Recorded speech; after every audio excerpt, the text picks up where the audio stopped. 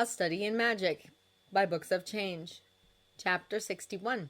Choices. Boxing Day morning, Severus went straight to the headmaster's office after a meager breakfast of toast and coffee. There he found Dumbledore sitting behind his desk and wearing a nightcap that had a ridiculous pom-pom dangling at the end. "I see you've indulged in a bit of slumber," said Severus sardonically as he took a seat. "Perhaps you are getting on in years." "I have been since the day I was born," said Dumbledore as he stifled a yawn. "but never mind. There is something you wanted to tell me." Severus looked hard at Dumbledore with pursed lips.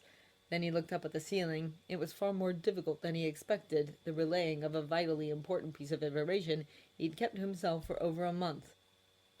Dumbledore remained silent while Severus composed himself. "It's coming back," he whispered. "The dark mark. Karkaroff's tomb. Stronger and clearer than ever." "Ah," said Dumbledore quietly. "I was wondering when you would tell me this bit of information." Severus snapped his eyes back to the headmaster. "You knew!" "I had a strong suspicion." Dumbledore sighed. "So how long has this been going on?" Severus wondered if he should ask Dumbledore how long he'd suspected the Dark Mark's return. Then he decided it didn't matter.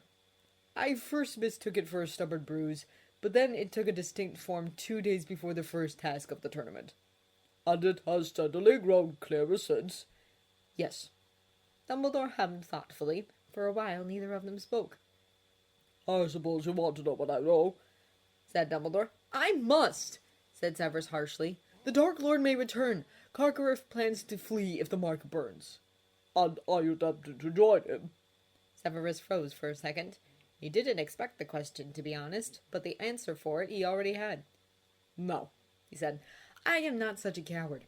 "No," agreed Dumbledore. "you are a braver man by far than Igor Karkaroff. You know, I sometimes think we sought too soon." Severus didn't want to hear more on this. "So what do you know?" he asked brusquely. "A great deal, and yet not enough," Dumbledore replied after another sigh. "Now listen carefully, Severus. I do not wish you to be either misinformed or underinformed."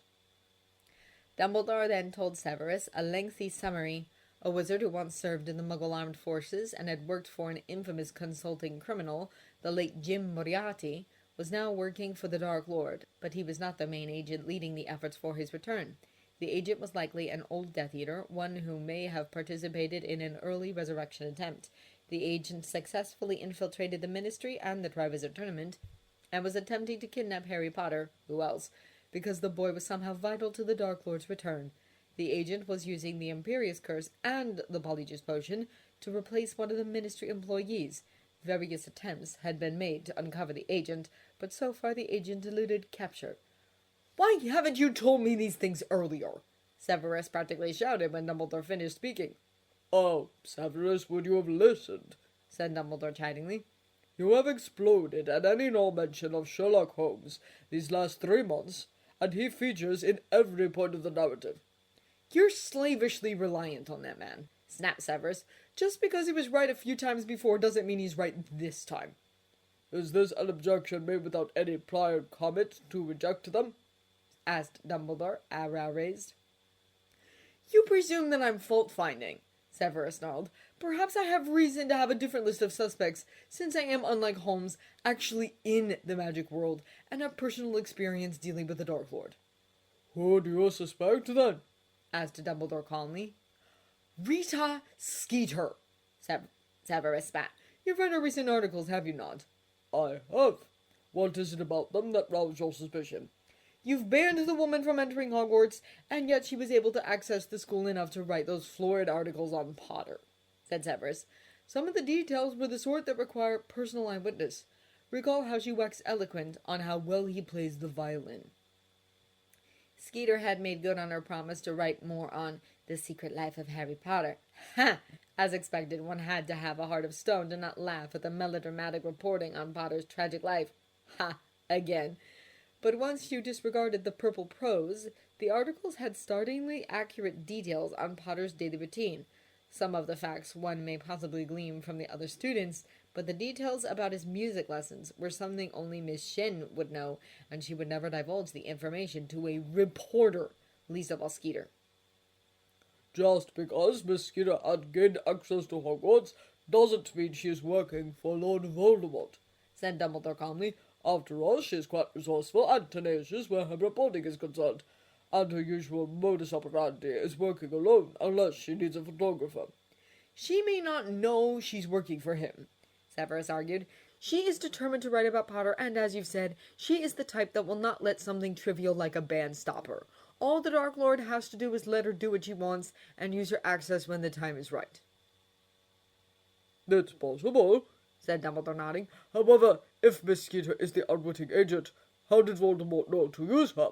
Skeeter started making her mark as the kind of reporter she is now after he was vanquished. Where and from whom, then, could he have got the necessary information? Severus was momentarily stumped. Bertha Jorkins, he said, rallying. There is hardly any ministry worker who doesn't know Skeeter's poison pen.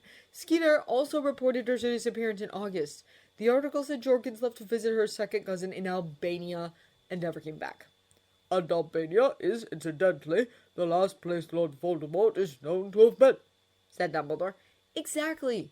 She could have met him or he could have found her. Either way, as a ministry employee, Jorkins would have known about the Triwizard Tournament, said Severus.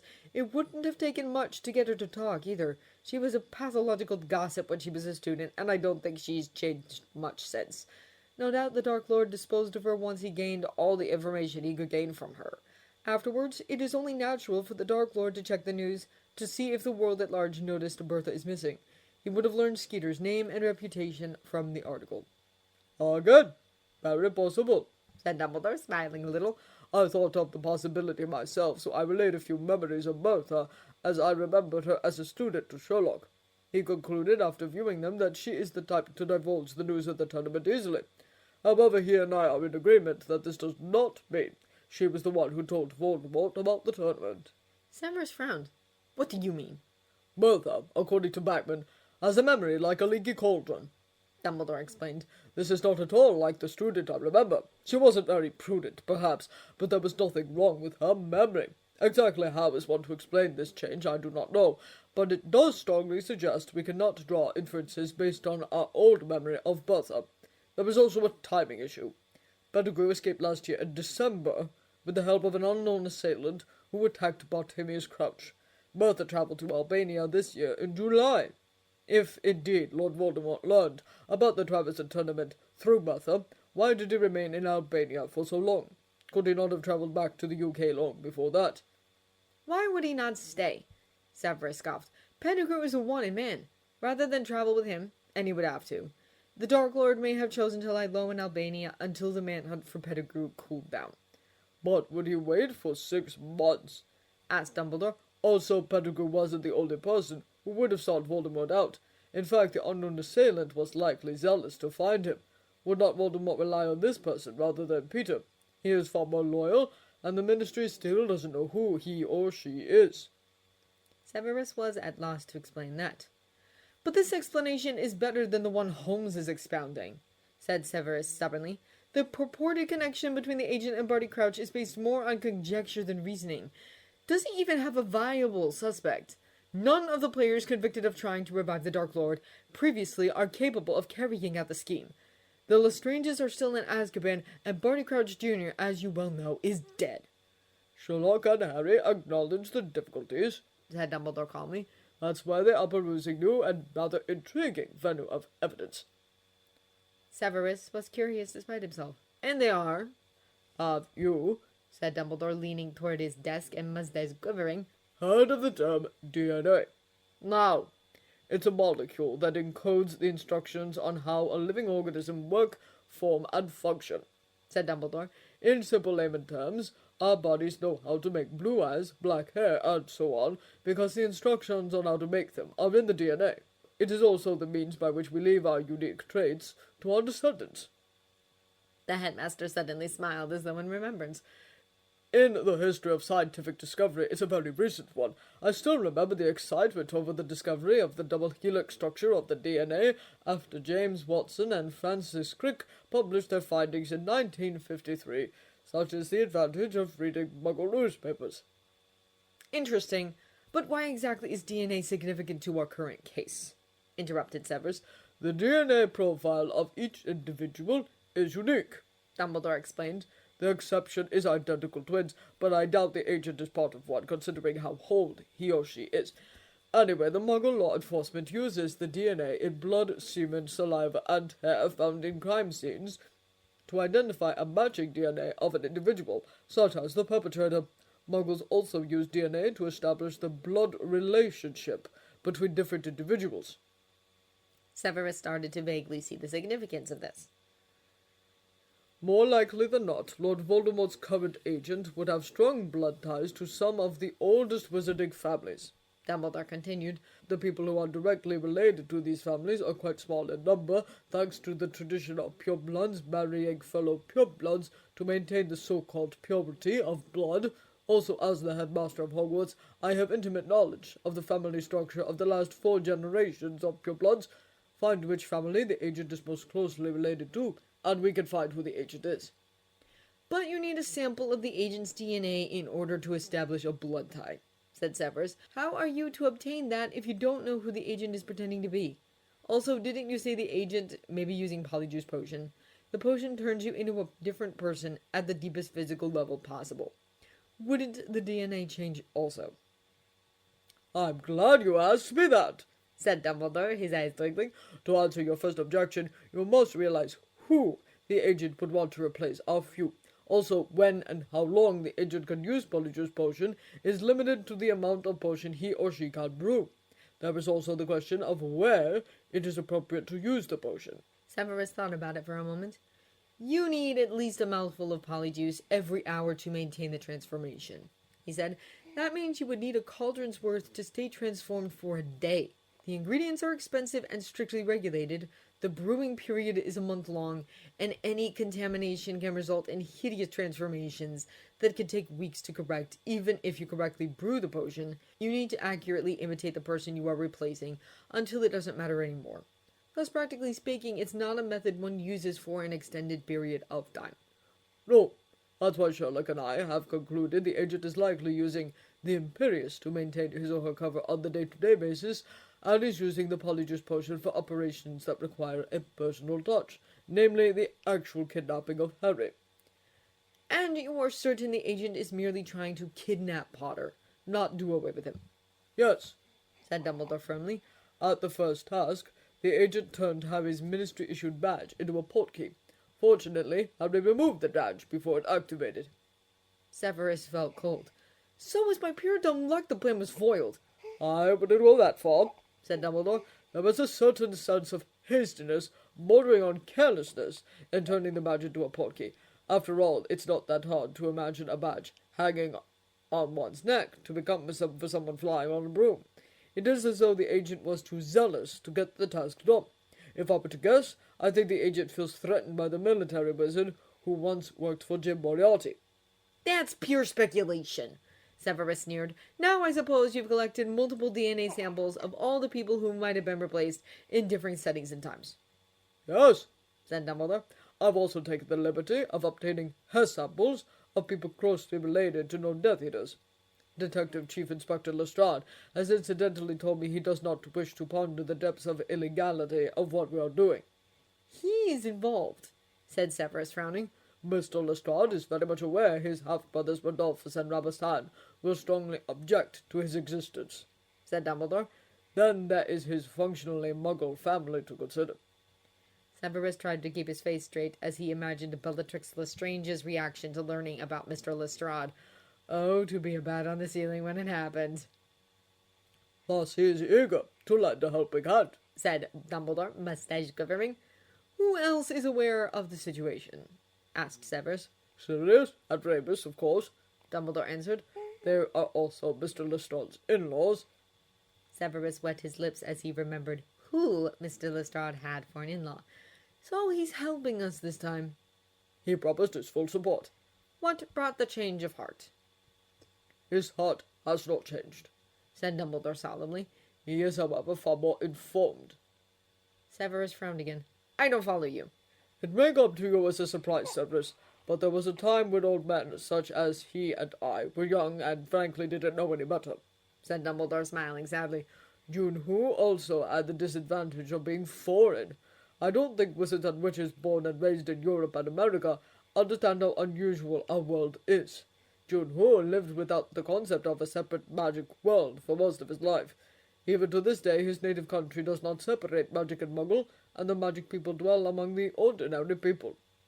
Severus began to understand. Are you saying he didn't participate in the war against the Dark Lord because he wasn't part of the wizarding world back then?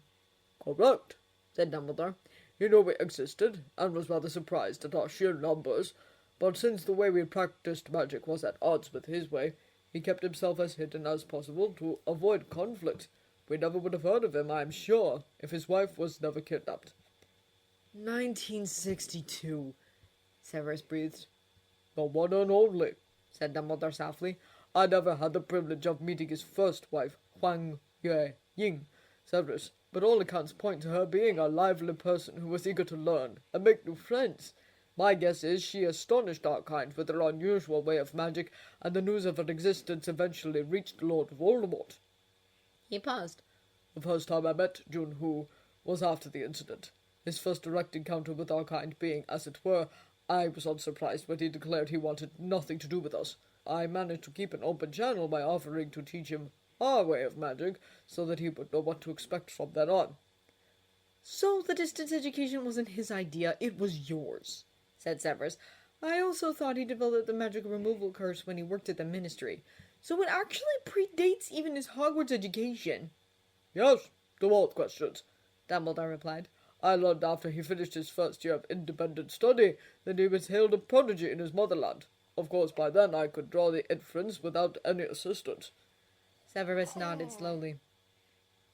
I suppose he still had no good feelings for our world by the time he finished his education, in wizardry and witchcraft. He cut all contact, Confirmed Dumbledore. He only started to slowly engage with our world when his daughters were born and later received Hogwarts letters. You know the rest. Severus nodded again. What about my second objection? I know one individual discovered in Animagus still retains his original human DNA, even when he is in his animal state, Said Dumbledore, his blue eyes twinkling again. but the Polyjuice potion may be different. We could test it, of course, but there are more parameters to consider. For example, we do not know what happens to the strand of hair that parted company with its owner's body. Even if the hair remains in its transformed state so long as the potion is still in effect, the profile is worthless if the owner's body returned to its original state while it was being generated. But it does not hurt to find out. We do have a luxury of time, since it is unlikely the agent will strike again until the second task. Severus had a terrible feeling about this. How exactly are you going to find out? Cannot imagine. Unfortunately, Severus could.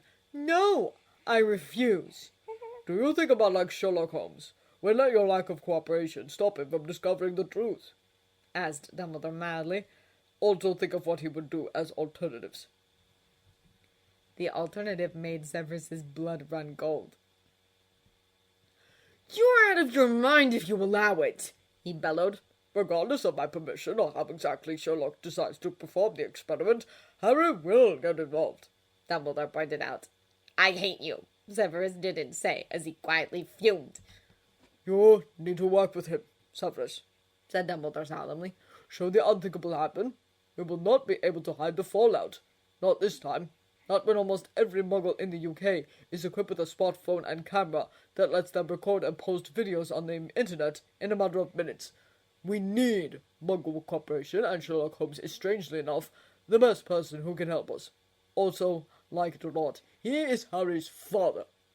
So Holmes actually cares about him, Severus spat. I thought he didn't have the capacity to care. Caring is not his greatest strength, Agreed Dumbledore. but do you doubt he cares about John Watson? Severus went still. On that matter, do you doubt John cares about the boy? Severus continued to remain still. Think carefully what John Watson would do before you make any decisions, Said Dumbledore in conclusion. Harry returned to Hogwarts the day before Christmas holidays were over. Hermione thought he looked quietly determined as he went around and greeted everyone except Ginny, who wasn't in the Gryffindor common room. Where is she? Harry asked. She's, out seeing Michael Connor from Ravenclaw, said Hermione carefully, gauging his reaction. Harry frowned, and Ron looked startled. Why? Ron blurted. He asked her out after the Yule Ball, Hermione answered. She agreed to try it out. Ron gaped like a stranded fish. Harry's frown increased. Hermione wasn't sure what the latter meant. Did Ginny seeing another boy bother him? If so, why? Was it unconscious jealousy? Was she correct after all? Ever since Harry made it clear he had no thought to spare except for those dedicated to foiling you-know-who, Ginny confessed, very dejectedly, that she should stop harboring the hope he'd notice her anytime soon. Hermione agreed and told Ginny to get on with life, maybe go out with other boys, so she could be more like herself. Julia agreed on the get on with life part, but didn't see why that meant Ginny should see other boys. Moreover, Ginny argued if the person Ginny ultimately wanted to be with was Harry, what was the point of seeing other boys? Hermione and Julia had a long argument about the issue. Then Michael Corner came along, Ginny made her choice, and that was that. She decided to start seeing someone when we're not done with the case, said Harry at length. Hermione felt herself slumping. Of course Harry would stay single-minded. Don't worry, Harry. She's not the type to vanish just because she's seeing someone. Hermione sighed. But... Oh, Harry, what's it to you if she is? Said Hermione testily. You don't know if it's going to be too much of a distraction.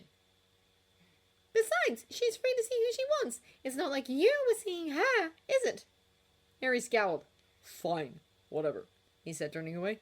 You update her later if you want to. I'm not doing it. Hermione felt furious. So you're going to cut her off just like that? Who said anything about me cutting her off? I'm not the one absent, snapped Harry. Now do you want to know the latest, or should I just keep it all to myself? Hermione reluctantly dropped the issue. The four of them quickly moved to the music room, where Julia was already waiting for them inside a drawn noise-canceling screen.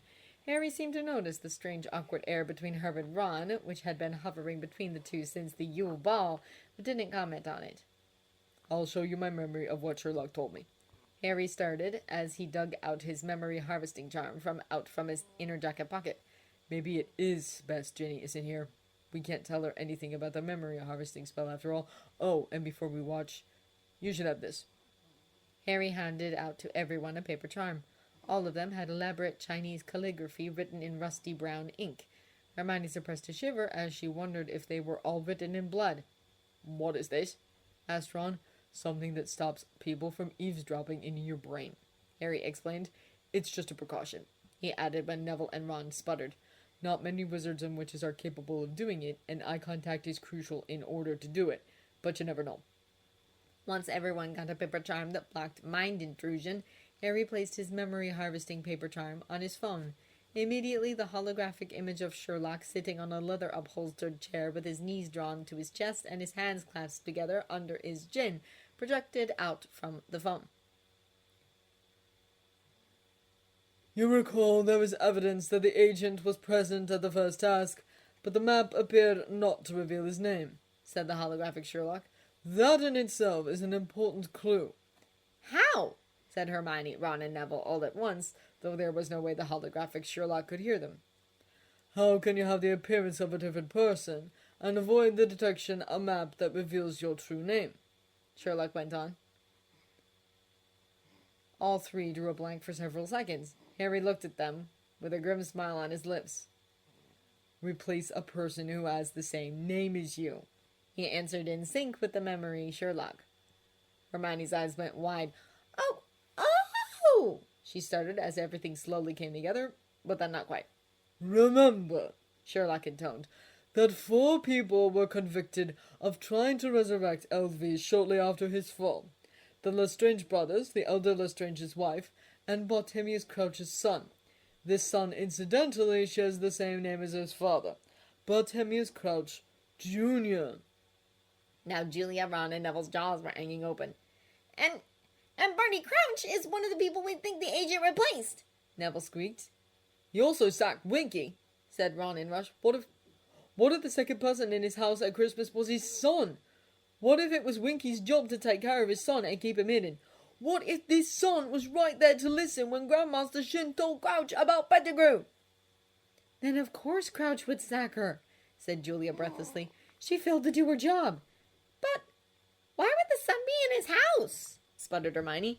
He's supposed to be dead. How did he escape from Azkaban? He wasn't an animagus, was he? Sirius said Crouch and his wife were allowed a deathbed visit, said Sherlock. Dementors are blind. They sensed one healthy person and one sickly person entering, and one healthy person and one sickly person leaving. Of the 3 players of the visit, 2 of them were sickly to the point of death. So who is to say which of the 2 had actually left? Also, would it surprise you if a deeply loving mother decided to switch places with her son, and was careful to take a potion that lets her assume the appearance of said son, to the day she died? The 5 of them were speechless. But this is just a theory, said Sherlock, turning very serious. There are certainly a lot of strongly suggestive clues that support it.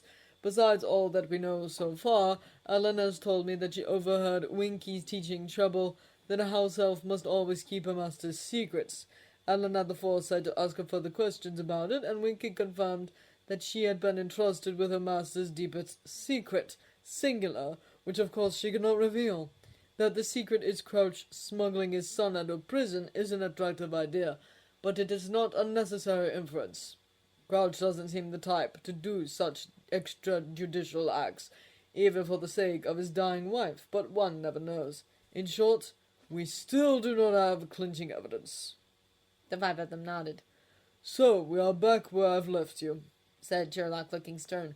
We must find out if the polyjuice potion changes the person's DNA profile after consumption. If it turns out it does not, then we will collect a sample of whoever shows up as Bartemius Crouch on the map during the second task. And by we, I don't mean you, Harry. No, don't give me that look. The agent was tasked to kidnap you, so you approaching him would be the height of stupidity. Leave the task to Dumbledore. If it turns out the potion does change your DNA profile, then we will exhume the body buried as Barty Crouch, Jr.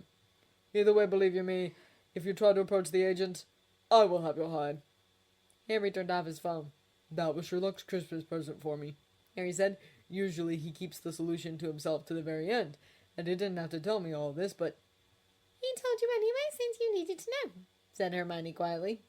Yeah, said Harry, blinking rapidly. Anyway, the polyjuice potion. John vetoed us brewing it on our own. I mean, what if the potion gets contaminated and we drink it without knowing? I can see that, said Julia. Like if a fly drowns in the potion, we might turn into a fly abomination. Exactly, said Harry, while Neville, Ron, and Hermione winced. So no brewing the potion without supervision. Well, who's going to supervise? Said Ron. I don't fancy asking Snape. That's Professor Moody, said Hermione. Though you really want to ask him. He might jinx us all and then tell us to do the magical law enforcement just to make sure we're not up to something. Remember what he said he did to the witch who said "boo" behind his back? Sherlock already arranged everything, said Harry. He should be here now. Let's go. They left the screen. Everyone was struck silent as they caught sight of a very familiar-looking man wearing the shiniest suit Hermione had ever laid her eyes on. It was as if he'd made it with aluminum foil. He was also wearing a white and purple diamond-patterned shirt and a horrible tie that looked like the Atlantic Ocean had mated with bright orange fabric. Everyone, meet Dr. Robert Dungy-Ju, said Harry. He's a genius healer. He's also a bit mad. Only a bit, that was nice of you, said the man, grinning goofily and waving. Ha, I'm Robert. Hermione considered running away and saw corresponding emotions on Ron and Neville. Julia just covered her face behind a hand. Of course it's you,